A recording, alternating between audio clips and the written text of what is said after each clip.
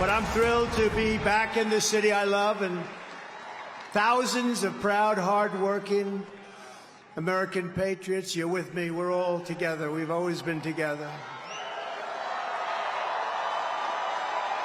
And I'd like to begin by asking a very simple question.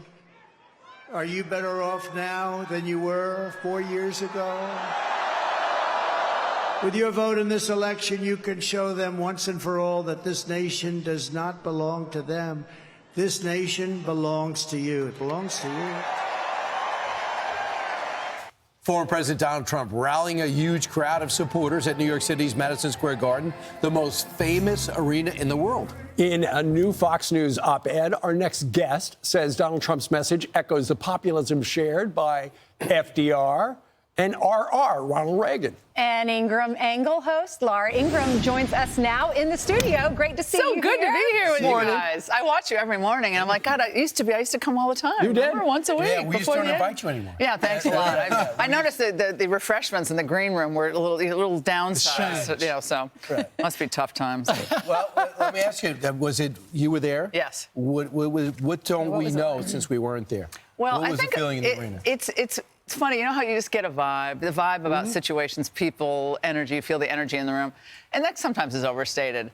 I don't think in this case it's overstated. And seeing the lines of people as you were, coming up to the arena, and just 3, 4, 5, sometimes 10 deep on the streets. There were a couple middle fingers along the way when you were either Uber or whatever, how you were getting there, but the people in the room were really happy.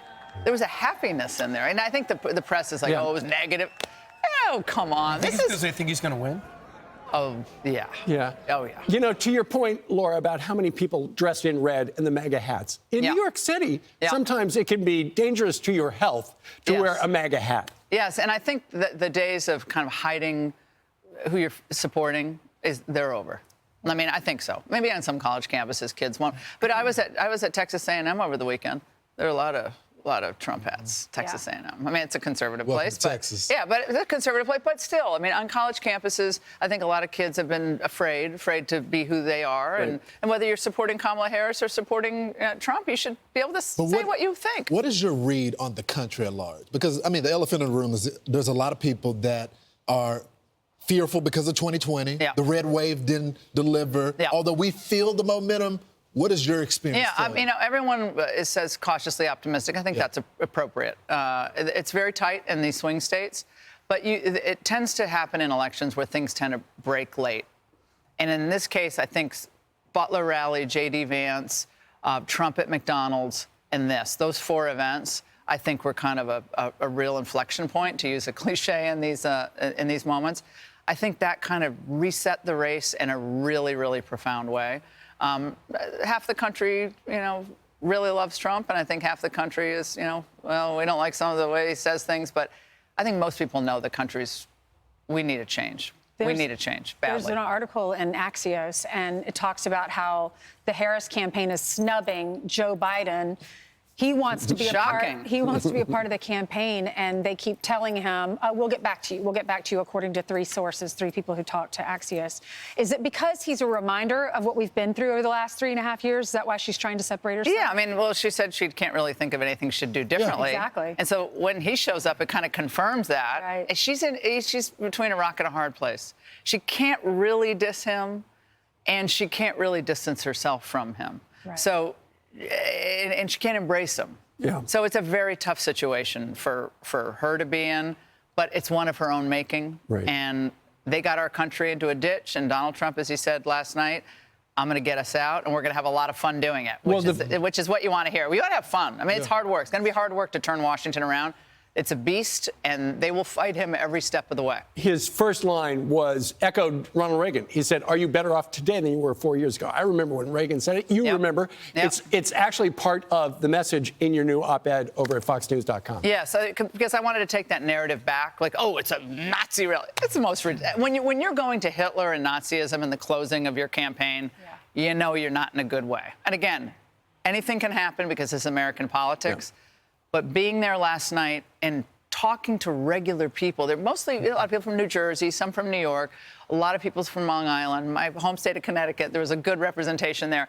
But these are people just like, gosh, this is ridiculous. Everything is so expensive coming into the city. But you can't, it's absurd. You know, a lot of it is, too. You don't really hear the word conservative. You hear more common sense. Common sense, pragmatism, and also just loving this country. And you don't want to question people's patriotism, but man, when you say the country's systemically racist, you know, when you say, you know, you're standing on, you know, stolen land, I mean, people are just like, look, this is America. This is the last greatest hope on earth. And if this thing goes down, I mean, the conversation about the rest of the world is going to get very academic very quickly. There's going to be two things. If Donald Trump is able to win, there'll be two things. Who's going to be in his cabinet? Intriguing. Yeah. The other thing is going to be what happens to the Democratic Party. You're going to see the biggest implosion between the Obama camp, the Biden camp, what's left of the Kamala Harris camp. If there's going to be a normal middle rise up, you're going to sell tickets to this. I don't think they're ever going to admit that what they did was wrong. I think if this goes the way a lot of us think it's going to go, Kamala Harris will be the fall woman here, because they're not going to say, God, our open borders were bad, our trade policy was bad, our, you know, the Green New Deal stuff was bad. They'll never admit that their policies were wrong. Bad messenger. They're going to say, they're going to go back to the country was made to be fearful, and they divided us. That's the only reason she lost, or that she was a lousy campaigner and her staff was bad. I'm telling you, I don't think they're going to change their policies. It's a bad therapist. Laura, what does Trump need to do? Because I don't want to get ahead of ourselves. Right. Because we don't know. People still got to vote. We don't know. No. What does he need to do to close, though? I think stay very optimistic, which, you know, there was some hard-hitting stuff last night, but he was very optimistic, too. Like, this country, like... I'm going to fix it. This is our country. This is our home. This is our homeland. It has to be safe and prosperous. So I think you're going to see a lot more of that. But he's a New Yorker. He's a brawler. He's going to fight to the finish. And when he's attacked, he feels, you know, he has to hit back. And that's work for him. So when people give him advice, be more optimistic. He's like, well, who won the presidency in 2016, and who is on the cusp of being the comeback kid that we have never seen in American politics? If he wins, this will be not the greatest comeback in politics. This will be the greatest comeback of all time, honestly. I mean, who 4 years ago would predict that he would be in Madison Square Garden? I didn't. That's right. You're going to have a new show tonight at 7, right? Oh, is that right? Right. You're not going to run a repeat. You're all coming on, I understand. Right. Yeah, well, for the right money. Yeah, I got Kane's out there, and at the... Will Kane's he's out there. He has a good assignment out there tonight. Yeah, well, I'm a Yankees fan, as you know. So anything on your show you want to promote? Don't give it away. Keep it a secret. Just watch. I'm going to talk about the close, how he needs to close, to Lauren's point, and what we can imagine is going to happen on the other side, the Democrats. The finger pointing will happen.